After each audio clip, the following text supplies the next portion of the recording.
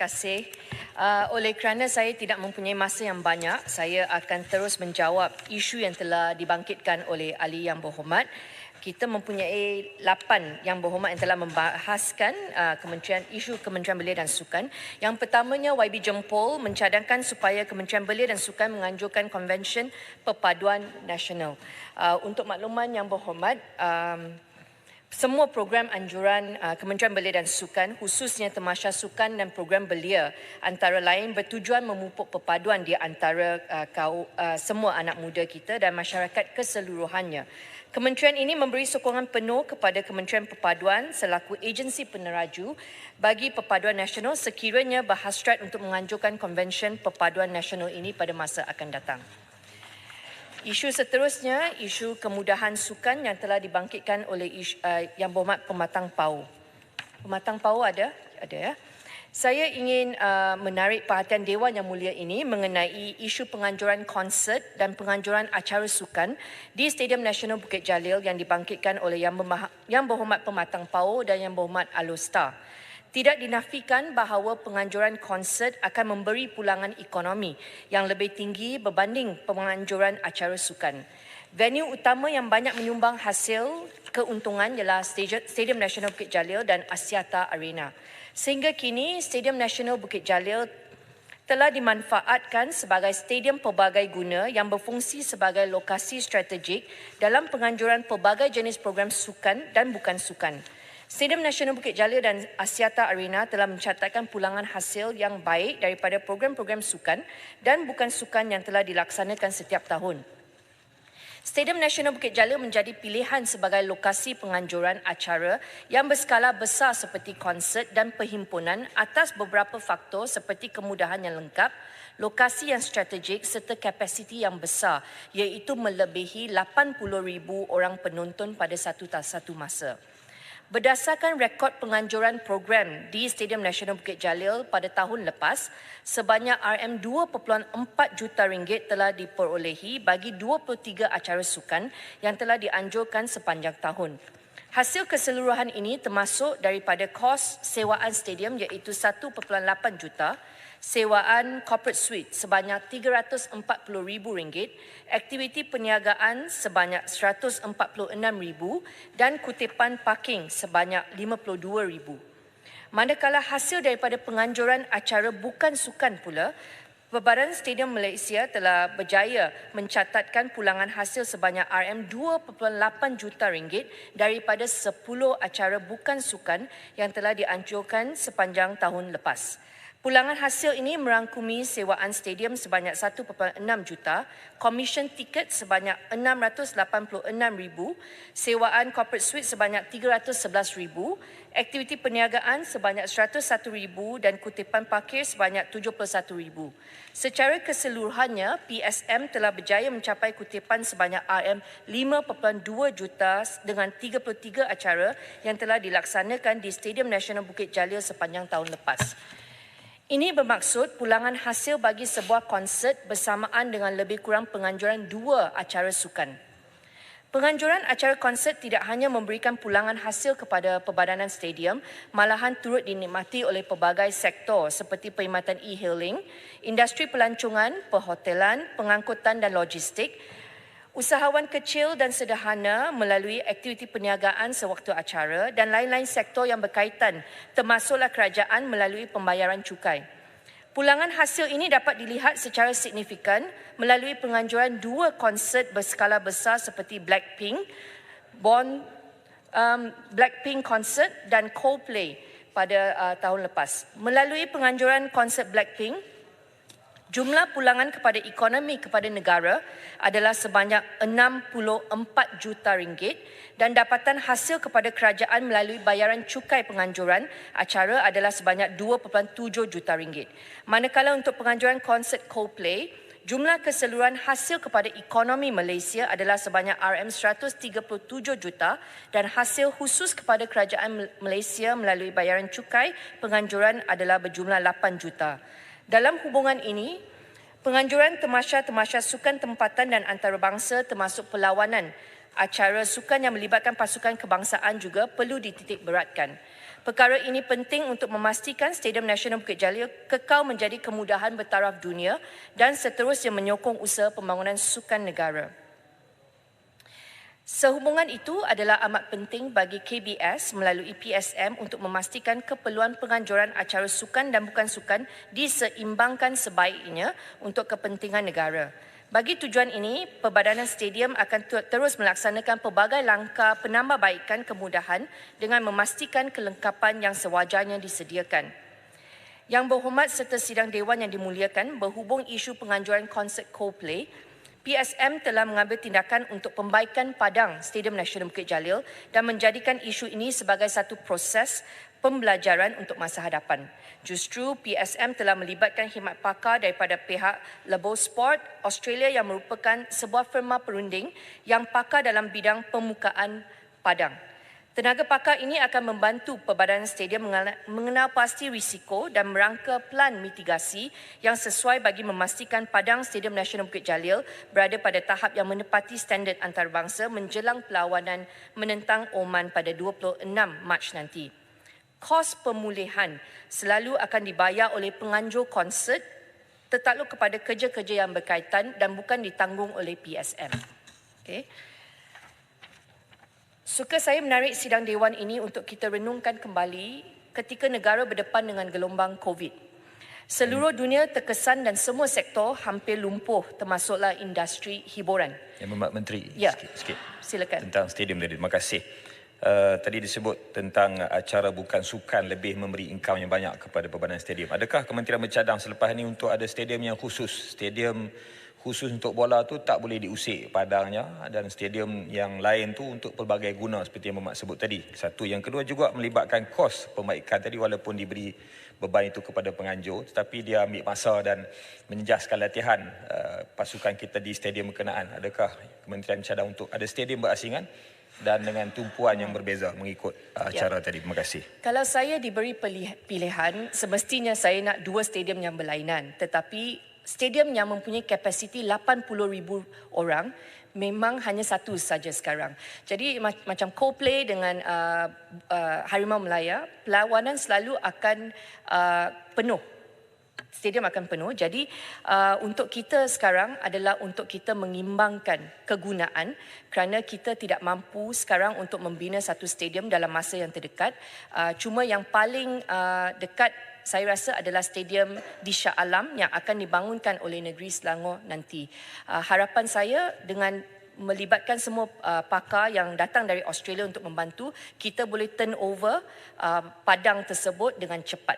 Okey, tetapi saya nak bagi keyakinan kepada semua bahawa Stadium Nasional Bukit Jalil merupakan rumah kepada pasukan Harimau Melaya dan perlawanan mereka selalu mendapat perhatian dan priority, fokus tim Kementerian Belia dan Sukan. Itu sebab selalunya kita melibatkan banyak mesyuarat untuk pastikan perlawanan boleh berlangsung, dan kita ada juga dalam board Perbadanan Stadium, kita ada Datuk Seri Winsor John yang merupakan ahli dalam AFC, dan beliau banyak memberikan nasihat kepada board kita untuk pastikan standard kita jagalah. Okey. Yang berhormat, pematang power tadi saya sudah jawab. Alostar. Alostar berfikiran berlainan. Bukan Alostar, maaf. Kuala Kangsar. Kuala Kangsar ada? Kuala Kangsar tak ada. Okey, Kuala Kangsar minta kita laksanakan lebih banyak lagi acara di Stadium Nasional Bukit Jalil supaya pastikan kita tak ketinggalan Singapura dan Thailand, dan perjanjian ASM Global dengan PSM memang telah terlaksana. MOU sign 2022 dan 2023 perjanjian telah dilaksanakan untuk mereka melihat bagaimana mereka boleh memaksimalkan penggunaan stadium dan memberikan khidmat nasihat tata kelola atau amalan terbaik best practice berkaitan pengurusan venue secara menyeluruh dan bukannya bertindak sebagai pengurus acara. Jadi saya nak betulkan dalam Parlimen ini kerana ada mantan menteri di luar sana yang mengatakan bahawa Taylor Swift sebenarnya nak datang Kuala Lumpur, kenapa kita ketinggalan. On record, Sportswork telah menjawab bahawa memang tidak pernah ada tawaran tersebut untuk datang ke Kuala Lumpur dan itu tidak benar.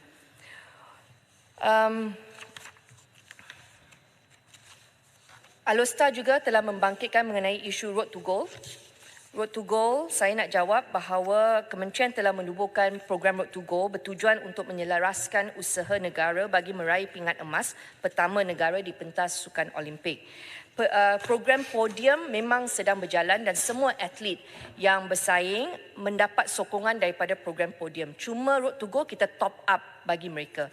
Jadi saya nak bagi beberapa contoh bagaimana kita top up untuk atlet terjun Nur Dabita dan Datuk Pandalela semasa mereka menjadi atlet dalam Road to Gold. Satu, mereka menerima allowance Road to Gold setiap bulan RM3,000 untuk memberikan mereka mungkin pemakanan yang lebih baik. Mereka boleh beli supplements dan semua tu untuk menjaga diri mereka. Yang keduanya adalah pembinaan platform latihan di dry gym. Ini adalah pengurusan pusat latihan, jumlahnya RM67,000. Yang ketiga, pembelian peralatan pemulihan di dry gym, pengurusan pusat latihan juga, dan ini adalah memakan kos RM160,000. Yang keempat, perkhidmatan perubatan dan sains sukan, dan ini adalah di bawah skop perubatan dan sains sukan, RM349,000 yang telah kita belanjakan. Akhir sekali adalah penggantian springboard baru pengurusan pusat latihan yang itu RM400,000 yang itu dalam proses kerana kita telah order. Namun duka cita dimaklumkan bahawa kedua-dua atlet kita tidak layak ke Sukan Olimpik, tetapi Jawatankuasa Road to Gold telah mengumumkan bahawa Rhodik akan memanfaatkan semua ini kerana Rhodik layak ke Sukan Olimpik dan semua top up yang telah diminta oleh Dabita dan Pandalela tidak akan dibazirkan kerana sekarang digunakan oleh Rhodik, dan semua fasiliti yang diminta oleh mereka top up ini bukan saja untuk dua atlet tersebut tetapi semua atlet terjun boleh menggunakan fasiliti tersebut. Kenapa fasiliti ini tidak disediakan sebelum ini? Kerana kalau kita lihat untuk proses biasa ia akan memakan masa. Itu sebab melalui proses Road to Gold, kita boleh fast track semua permintaan khas ini untuk bantu atlet yang layak ke Olimpik. Saya nak bagi jaminan bahawa... Menteri boleh tanya? Ya. Ya, berhubung dengan isu pasukan terjun Malaysia, kerana kami pernah dapat World Champion dan juga silver medal dan juga bronze medal di Olimpik. Dan sekarang kami nampak kami tak dapat layak ke Olimpik dalam female punya disiplin. So ada apa rancangan daripada menteri ataupun Kementerian Belia dan Sukan macam mana memulihkan atau kembalikan kegemilangan era semasa coach Yang Juliang yang bawa Malaysia pasukan diving ini ke pentas dunia. Sekian, terima kasih. Terima kasih. Kalau anda mengikuti berita baru-baru ini, jurulatih sedia ada untuk atlet elit kita telah meletakkan jawatan susulan daripada Dabita dengan Pandalela tidak layak ke Sukan Olimpik. Selepas mereka tidak layak, Majlis Sukan Negara telah terus menjalankan postmortem bersama Persatuan Sukan dan juga jurulatih, dan saya telah berjumpa dengan dua atlet sendiri dan saya telah mendengar maklum balas daripada semua pihak dan telah berjumpa juga dengan technical director, dan panel telah mencadangkan beberapa penstrukturan semula untuk pastikan kita mempunyai pelapis selepas ini. Jadi mereka satu mencadangkan penstrukturan semula jurulatih dengan menambah bilangan jurulatih khususnya untuk program pelapis.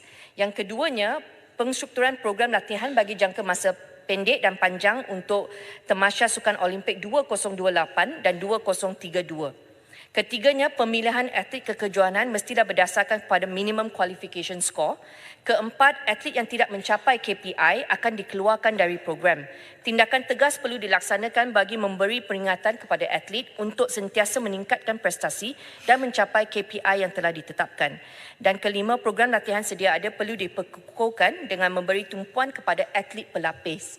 Yang kita kekurangan sekarang untuk female divers adalah pelapis. Okey, jadi dengan usaha sekarang untuk menambah jurulatih, kita akan pastikan kita akan terus memberi fokus untuk melahirkan lebih ramai lagi seperti Pandalela dan Dabita. Silakan Alostar. Terima kasih Yang Berhormat Menteri. Apa pandangan Yang Berhormat Menteri kalau ke arah nak melahirkan pelapis itu tadi? Kalau untuk atlet wanita Muslim, dia diberi pilihan untuk pakaian yang lebih sempurna mengikut Islam. Satu. Yang keduanya, apakah mungkin kementerian boleh mencadang untuk jurulatih perempuan untuk atlet wanita? Itu mungkin lebih memberi ruang membuka pelapis lebih ramai. Apa pandangan Berhormat Menteri? Terima kasih. Okey. Cadangan saya adalah dalam sukan ini yang penting adalah isu pakaian mesti memberikan keselesaan kepada atlet yang pertama, dan satu lagi adalah untuk keselamatan. Seperti dalam gimnastik, saya ada bincang dengan peringkat di Terengganu. Okey, untuk saya secara persendirian saya tidak ada masalah kalau atlet terjun nak pakai baju yang berlainan untuk latihan ataupun apa-apa. Tetapi yang penting adalah saya rasa untuk mereka pergi untuk kekejohanan, mereka ada standard yang mereka kena ikuti. Tetapi untuk latihan saya tak ada masalah. Kita ada technical director, kita ada semua pakar dalam ini, dan saya selalunya akan mendengar pandangan mereka dulu sebelum membuat sebarang keputusan. Okey. Yang penting saya nak memberikan penghormatan kepada kaum wanita. Mereka nak pakai apa pun untuk bersenam. Dasar kita adalah kita benarkan untuk mereka nak bersenam. Okey? Ada 3 minit lagi. 13 minit lagi. Okey. Bentung ada tak? Bentung tak ada. Tenum? Tenum ada. Okey. Tenum telah memohon agar pihak kerajaan memberikan tumpuan untuk menambah baik kemudahan dan fasiliti sukan di Kompleks Sukan Tenum yang sedang dibina. Untuk makluman Yang Berhormat Tenum, Kementerian pada masa ini sedang melaksanakan kerja naik taraf dan baik pulih Kompleks Sukan Tenum. Antara skop projek melibatkan skop naik taraf padang bola sepak, balapan dan trek sintetik serta astaka berkapasiti 1,000 orang penonton. Secara dasarnya, projek sedia ada hendaklah selesai dan tempoh tanggungan kecacatan defect liability period selama 1 tahun tamat. Selepas itu, barulah Yang Berhormat boleh memohon tambahan untuk memperbesarkan astaka, membina trek balapan baru dan pemasangan lampu limpah di stadium. Skop-skop tambahan yang dimohon oleh Yang Berhormat akan dipertimbang tertakluk kepada keutamaan kerajaan negeri, wish list negeri. Untuk bid projek ini, selalunya ahli parlimen akan hantar, akan maklumkan kepada kita wish list mereka.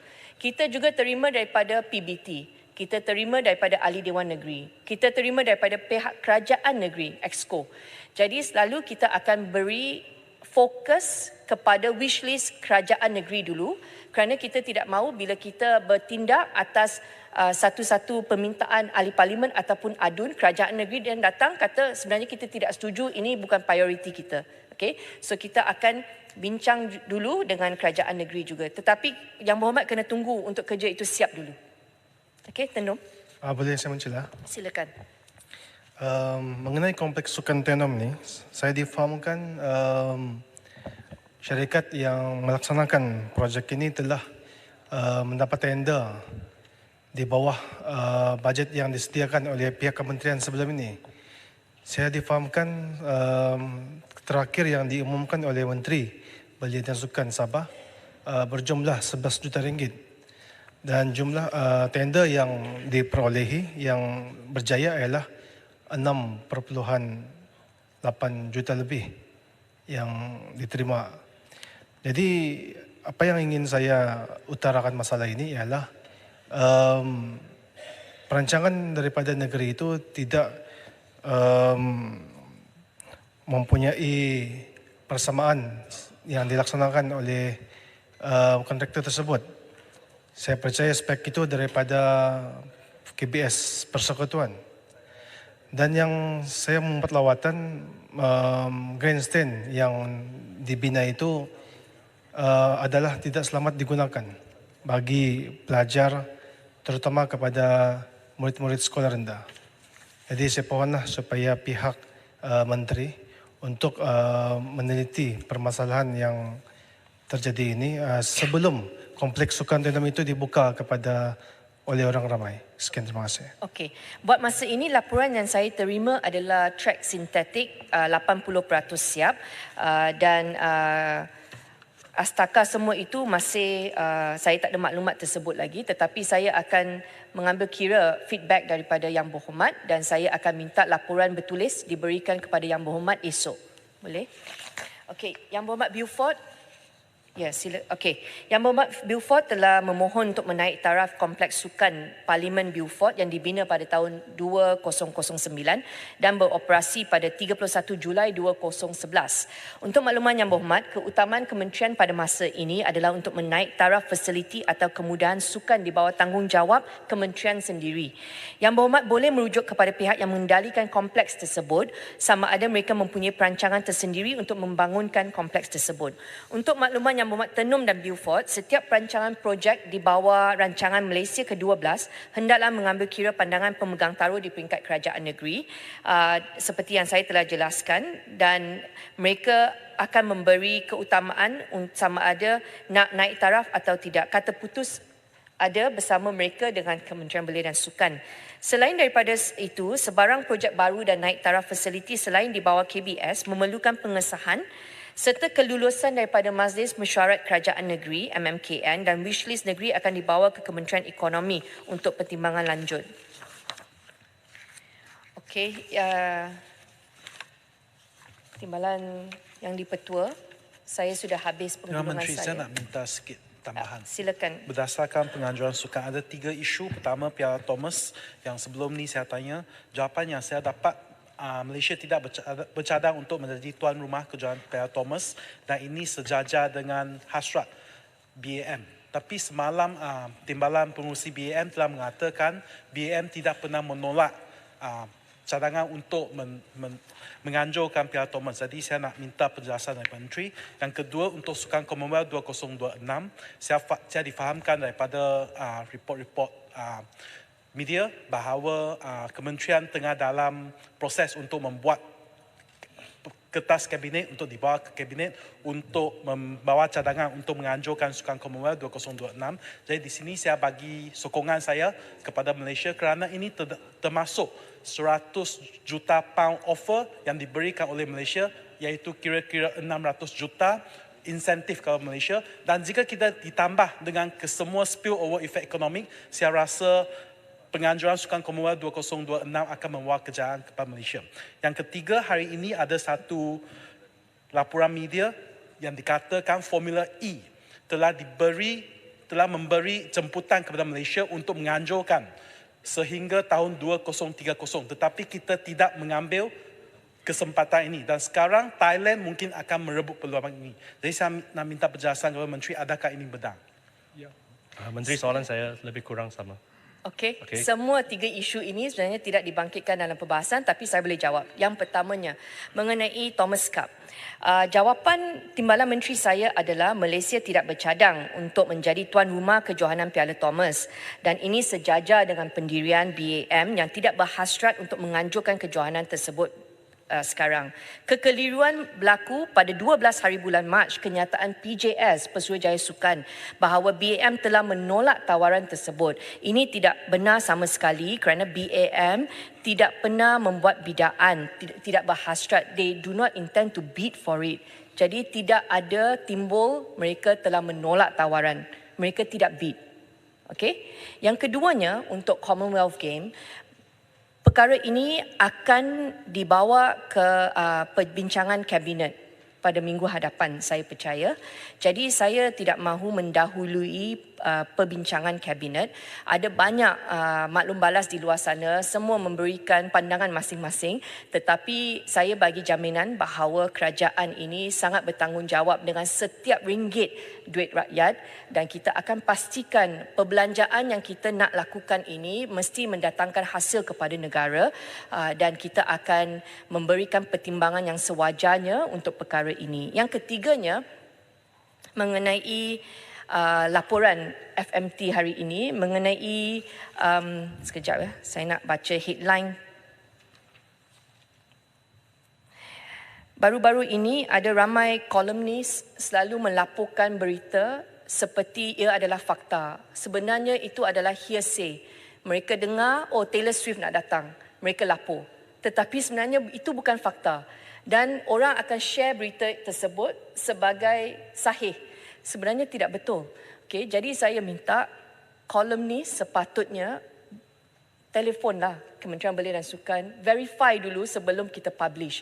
Okay, dan ini bukan kali pertama FMT melakukan berita Taylor Swift. Kali ini adalah saya nak dapatkan artikel itu, minta maaf Yang Berhormat. Tetapi memang MAM, saya telah menghubungi MAM dan MAM akan mengeluarkan kenyataan dalam masa terdekat untuk membetulkan fakta dalam laporan kolumnis tersebut. Okay. Itu saja yang saya boleh laporkan kepada Parlimen untuk sidang ini. Ya, Alostar. Terima kasih Pak Menteri, terima kasih sudi layan celahan. Masa ada sikit lagi. Boleh. Apa pandangan Muhammad Menteri tentang sensitiviti serangan Israel pada Gaza ini? Kalau ada apa-apa acara sukan kejohanan yang melibatkan penyertaan Israel, adakah Malaysia akan bantah ataupun apa pendirian Malaysia tentang kejohanan tersebut kalau melibatkan Israel? Okey. Terima kasih. Pendirian saya adalah pendirian kerajaan. Kerajaan tidak ada diplomatic ties dengan Israel. Jadi konsisten selama ini memang setiap penganjuran bertaraf antarabangsa di Malaysia memang tidak membenarkan atlet Israel untuk masuk untuk bertanding di Malaysia, dan ini tidak pernah berubah walaupun kita ada kerajaan baru sekarang. Pendirian konsisten. Okey. Menteri, ada lagi siapa ya? Silakan. boleh ya sebab ada masa. Bila saya balik ke Temerloh, mereka selalu tanya, orang-orang muda tanya tentang sukan skateboard. Okey, adakah menteri memiliki bajet? Sebab situ pun selalu banjir, rosak dah tempat mereka selalu bersukan. Terima kasih. Okey, Temerloh skateboard memang semakin popular dan saya telah ke Sandakan pada hari Ahad untuk melihat cara Yang Berhormat Sandakan telah memulihkan satu kolam renang yang terbiar. Beliau menggunakan peruntukan sendiri untuk menukarkan kolam renang yang terbiar menjadi skate park untuk orang muda. Sebenarnya saya rasa kos untuk membaiki ataupun mewujudkan skate park tidak berapa mahal. Selalunya mahal apabila mereka nak bermain pada waktu malam. Pada waktu malam itu kita kena pasang lampu limpa, bil elektrik pun tinggi. Okey, tetapi saya akan meneliti cadangan Yang Berhormat. Nanti bagi saya surat lokasi di Temerloh itu dan saya akan minta KBS melihat, dan kalau kita tak dapat membantu, kita akan minta kerjasama kerajaan negeri ataupun PBT untuk membantu. Menteri. Okey.